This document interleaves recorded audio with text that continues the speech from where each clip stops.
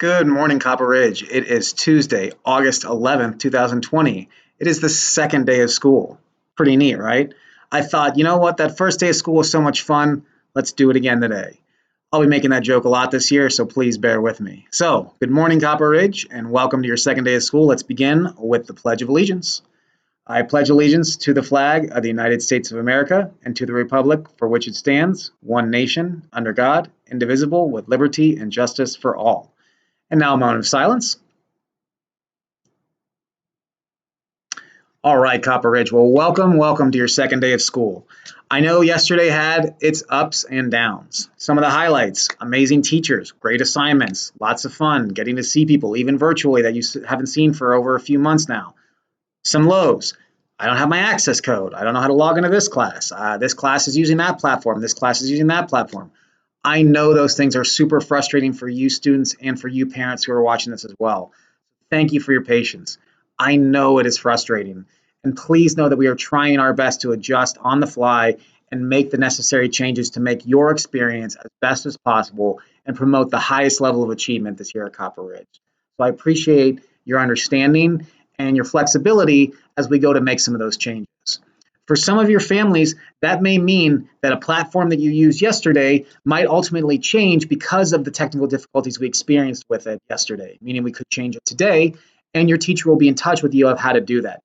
If you are desperately trying to get into a class and you cannot get in because the code isn't working or it's simply not registering, please just email the teacher and then myself or Ms. Sharf, and we'll be happy to help try to get you into it. And if you can't get into it, we'll try again later and get you into it later, we hope. Please do not stress or worry that you're going to be somehow penalized for technical difficulties. That's never our intention, and we're doing everything we can to help prevent that. A couple of things that have come up over the past few days as well. Many of our 6th through 8th graders already want to switch their electives, which is strange to me. You haven't even been there yet. Why do you want to change? I'm kidding. I know that some of you ranked your preferences, or you know a friend's in another one, or you really wish you were in the X, Y, and Z class.